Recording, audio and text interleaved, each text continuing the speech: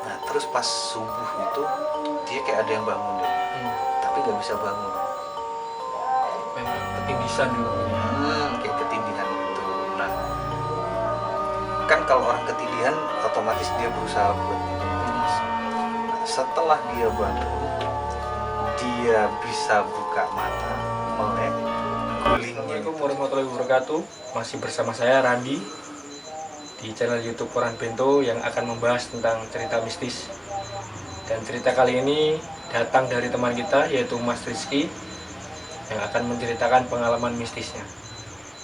Buat teman-teman jangan lupa like, komen, dan subscribe agar channel YouTube Koran Bento bisa semakin lebih maju. Oke, tanpa berlama-lama kita panggil Mas Rizky. Halo mas. Halo. Gimana mas, kabarnya mas? Baik. Gimana? Bisa diceritakan mas sedikit tentang pengalaman mistis yang pernah sampai alami? Jadi ceritanya ini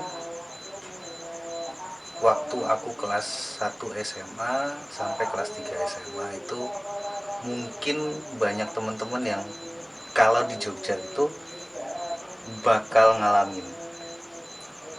Mungkin karena Jogja terkenal yang adatnya masih kuat, dan mungkin juga banyak teman-teman yang sering bersinggungan dengan hal-hal yang ya kalau dipikir kayak agak kurang masuk akal. Oke teman-teman, langsung saja kita kupas ceritanya.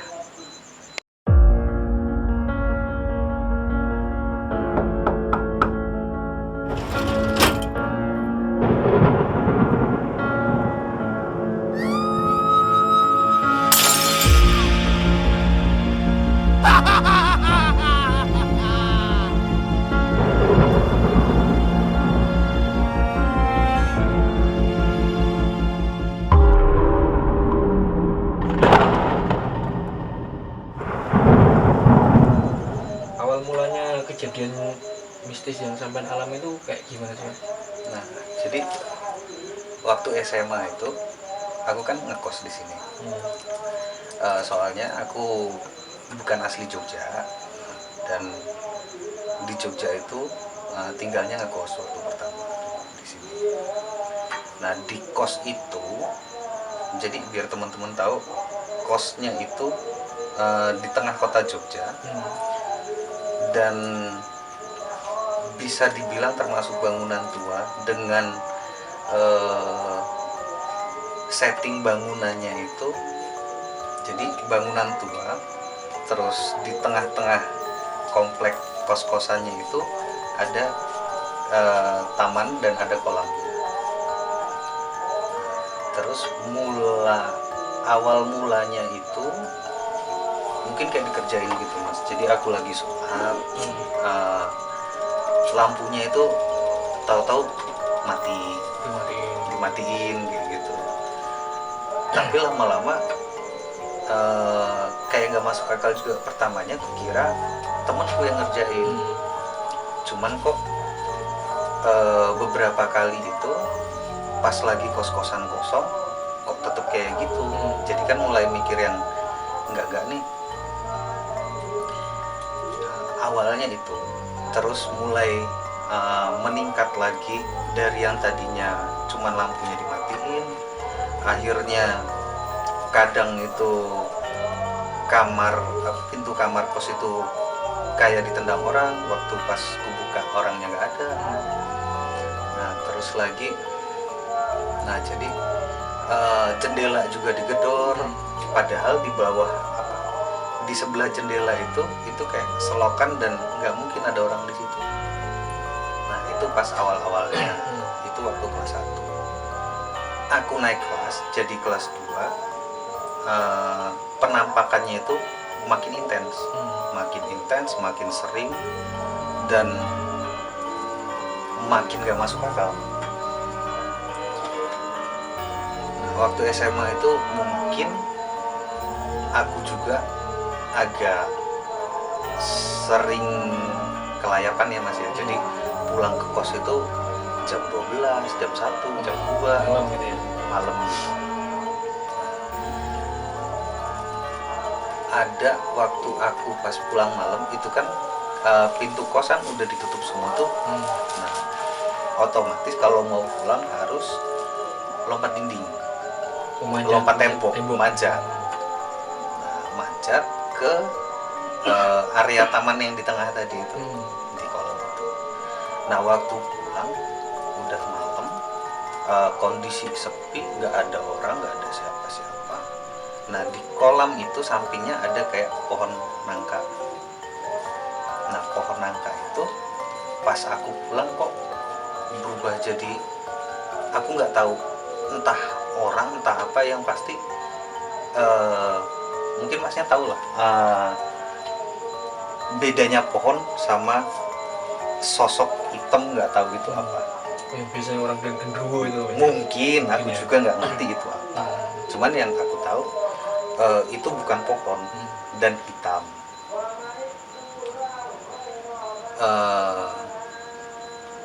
Di situ aku juga nggak cerita sama teman-teman kos sampai ada kejadian lucu juga Mas waktu itu. Jadi dan mungkin agak sedikit 21 plus lah. Jadi di suatu hari itu sore-sore surup gitu kan, temanku mandi. Nah, temanku mandi kan, tahu-tahu dari kamar mandi dia keluar cuman andukan, lari ngibrit balik ke kamar.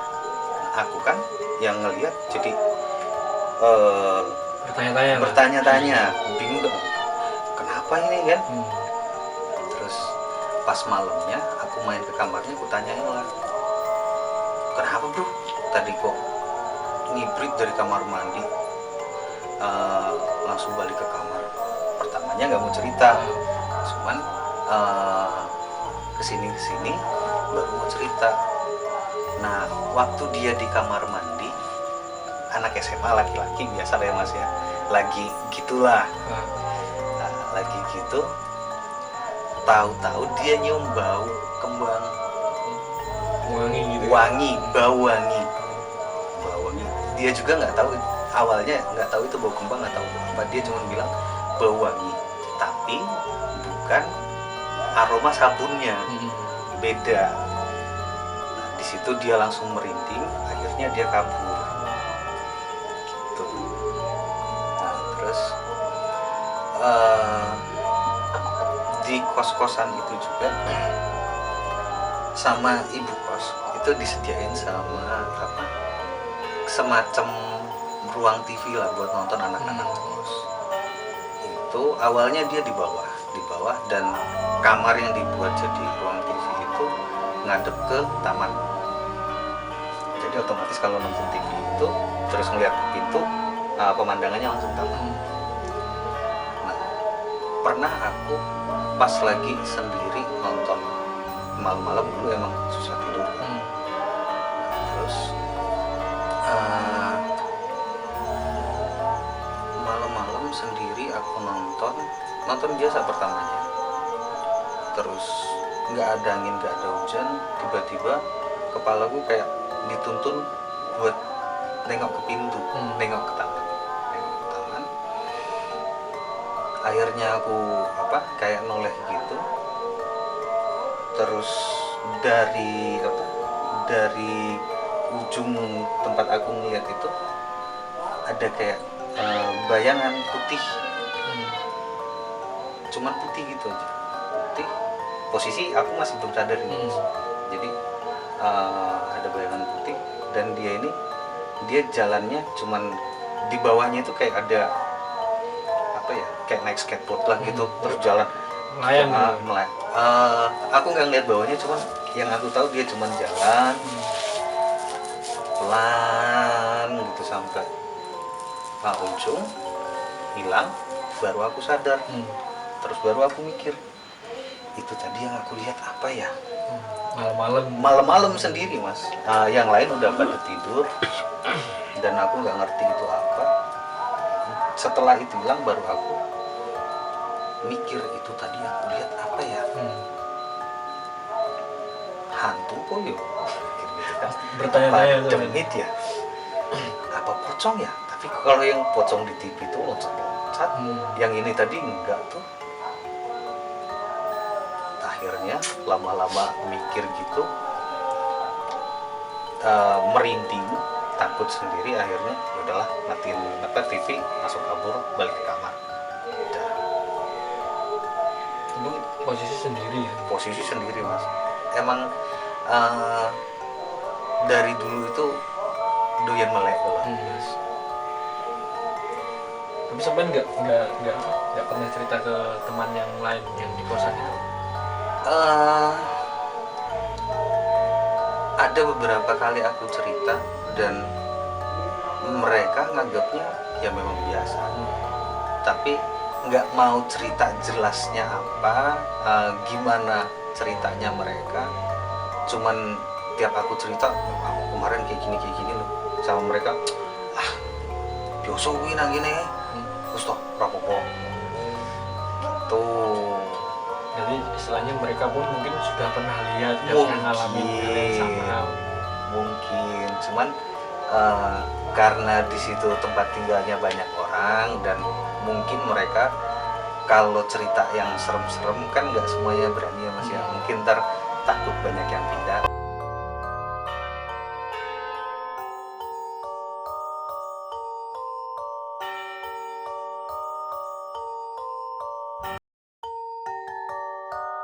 Tapi pernah nggak mas sampai coba tanya ke warga sekitar atau penduduk sekitar itulah yang mungkin paling dekat sama kos-kosan itu, pernah nggak melihat sosok putih atau yang gede hitam? Kalau sekitar sih nggak pernah ya mas. Soalnya ibu bapak kosku dulu itu lumayan orang yang ya bisa dikatakan tuh terpandang gitu ya. Cuman aku pernah beberapa kali cerita sama rewangnya yang di rumah. Tukang kebunnya.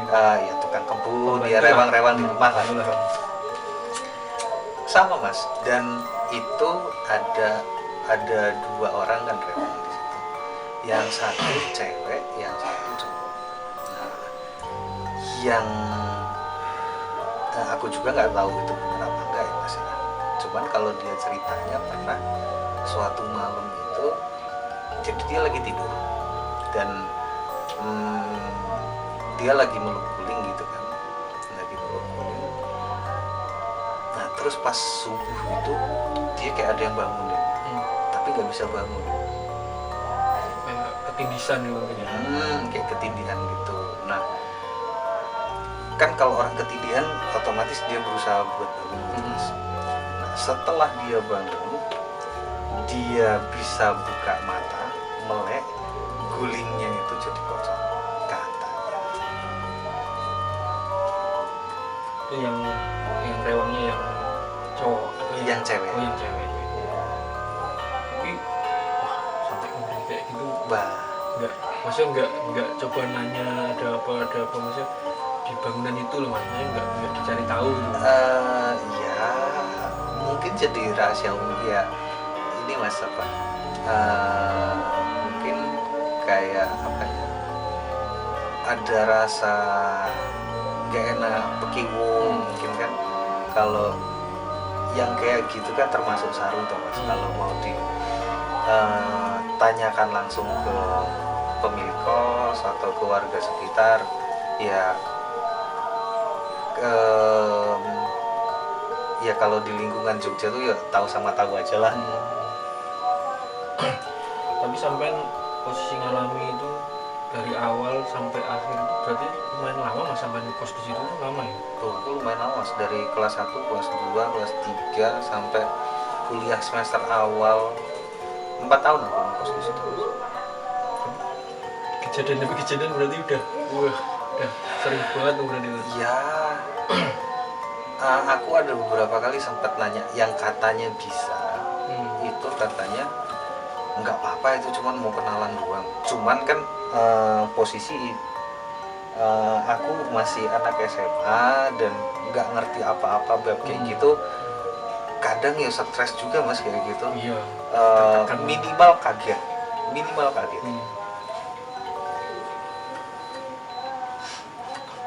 Tapi sampean nggak coba mungkin nyari tempat lain atau gimana? Gimana mas ya? Kosan itu, jadi di satu sisi memang begitu, tapi di sisi lainnya teman-teman kosnya, anak-anak yang ngekos di situ itu segitu solidnya memang mas. Asik gitu. Asik. Jadi pernah nyoba mau pindah tuh, tapi ngelihat kos-kosan yang di sekitarnya kok nggak serame kosanku, nggak seasik kosanku, walaupun dengan segala ceritanya itu. Jadi ya akhirnya dibetah-betahin aja mas. Udah biasa lah gitu ya. Bukan udah biasa sih mas, harus dianggap biasa lah kayak gitu. Ya udahlah. Nah, mungkin yang lainnya aja bisa, masa aku nggak bisa. Tapi itu kos-kosan khusus cowok atau Khusus cowok mas. khusus cowok? Khusus cowok. Kalau di daerah itu dan di zaman itu dulu belum kayak sekarang banyak kos-kosan campur cowok sama cewek. Kalau dulu kosanku kosan cowok dan memang ada jam malamnya. Jadi jam 9 itu gerbang udah dikunci, pintu udah dikunci. Jadi kalau mau keluar tuh harus lompat pagar, lompat tembok gitu. Dan ngelewatin taman yang tapi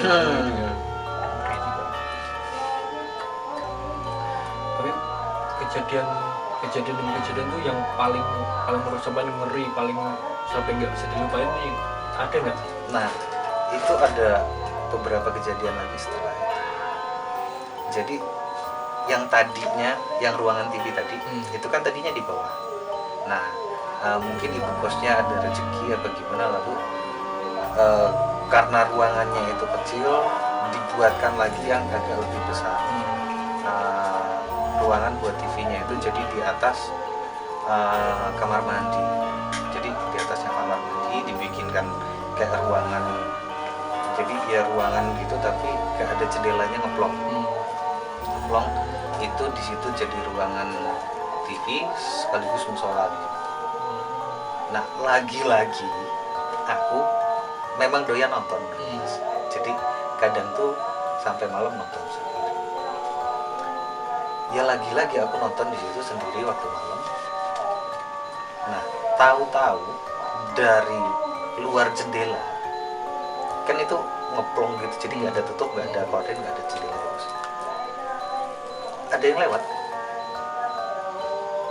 Pokoknya pelan atau cepet sus gitu? Pokoknya aku bisa lihat itu ada yang lewat.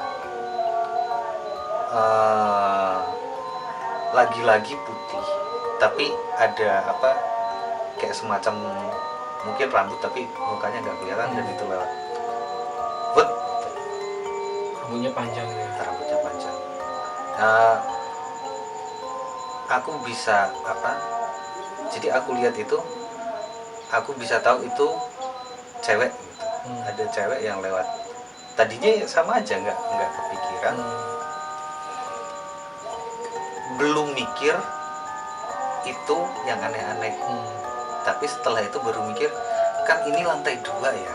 Kalau ada yang lewat di atas itu kan nggak mungkin dari bawah dia manjat ya. Artinya kan itu ya, kalaupun itu orang itu iseng banget bisa sampai lewat di atas ini lantai 2. Nah di situ baru mikir itu tadi yang lewat apa ya. Yang logikanya kan ini kos-kosan cowok, iya pasti nggak ada kan cewek lagi malam itu dia. Nah itu jadi kayak gitu, akhirnya ya takut lagi, akhirnya turun masuk kamar. Setelah itu ya, tapi takutnya cuma pas itu doang, habis itu ya udahlah biasa.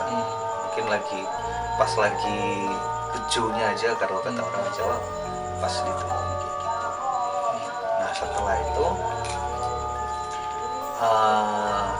ada beberapa teman yang katanya bisa lihat, dan mereka main ke kosanku, main ke kamar, dan ketika mereka masuk ke kamarku itu mereka bilang, kamu yakin tinggal di sini Ki? Nggak, kenapa emang? Dari semua kamar di kos-kosan ini yang paling, dia nggak bilang serem, dia bilangnya yang paling gelap itu kamar. Dia sampai bilang kayak gitu. Cuman lagi-lagi aku nggak bisa ngejamin dia emang beneran bisa atau enggak. Cuman dia bilangnya kayak gitu. Dan selama aku tinggal di situ pun belum, nggak ada yang marah sih, ya kayak gitu tadi aja Mas. Cuman kayak sekilas Sampai pas waktu liburan, jadi kepasan semua anak kos itu pulang, karena di situ yang rumahnya jauh itu cuma ada beberapa dan mereka juga pulang. Nah pas itu aku nggak pulang.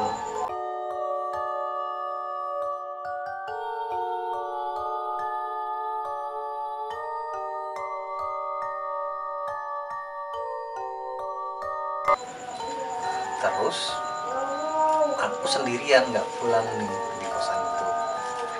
Jadi kosan sebegitu besarnya, sebegitu banyak kamarnya, aku tinggal sendiri. Ya aku berani-berani aja waktu itu kan,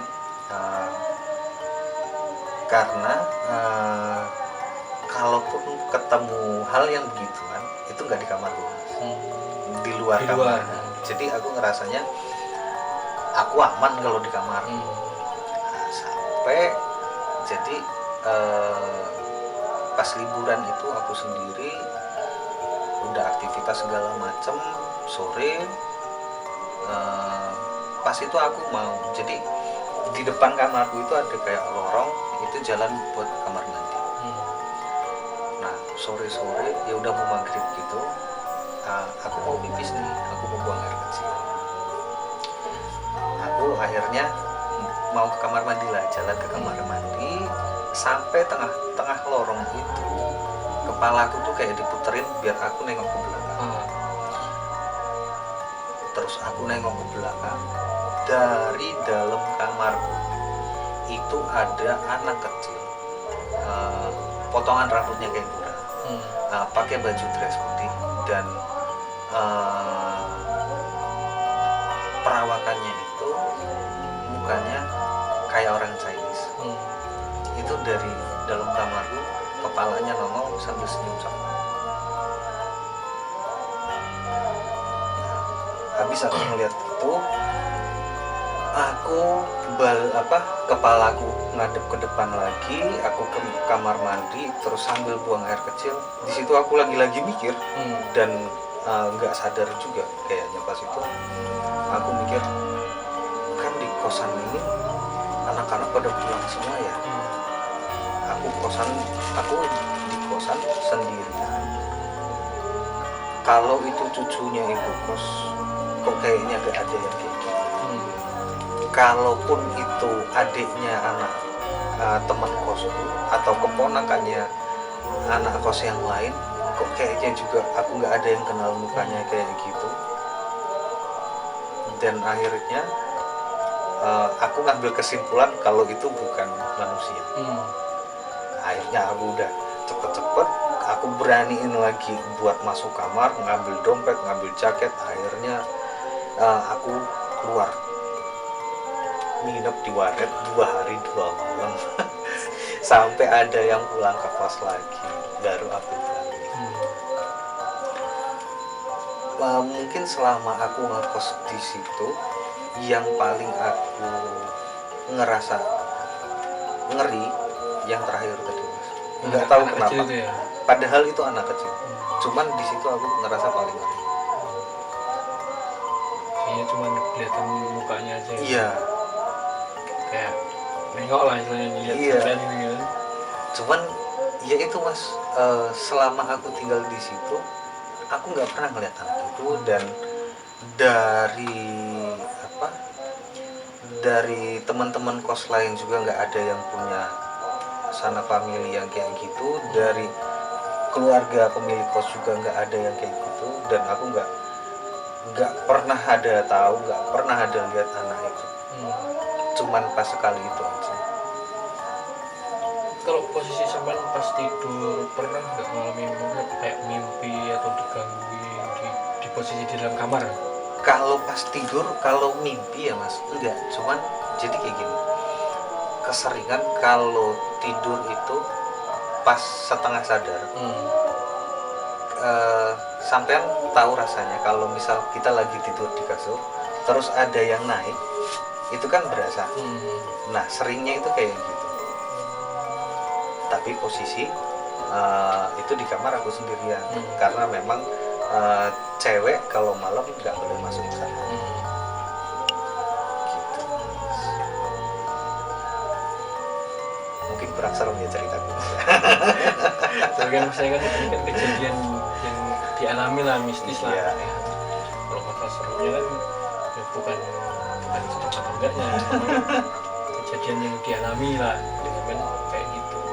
Tapi ya memang karena aku ya percaya nggak percaya sih mas ya, ngalamin kejadian hal kayak gitu sama yang aku lihat di TV itu kok kayaknya beda jauh. Kalau yang di TV kan kayaknya penampakannya wah apa gimana gitu. Kalau yang aku alamin sendiri ya sering jadi kayak ngeheng gitu sih mas. Kayak tahu-tahu nggak sadar, tahu-tahu kayak apa ya, kalau kata orang Jawa mungkin kayak angong gitu. Angong beberapa detik, air setelah itu baru sadar, baru mikir oh iya apa tadi ya, tadi apa ya, kayak gitu.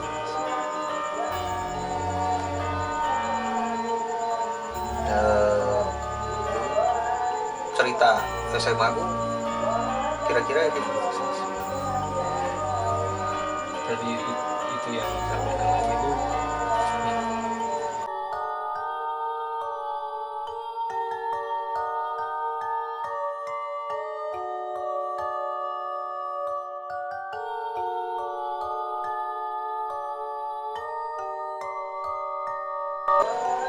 Oke mas, makasih.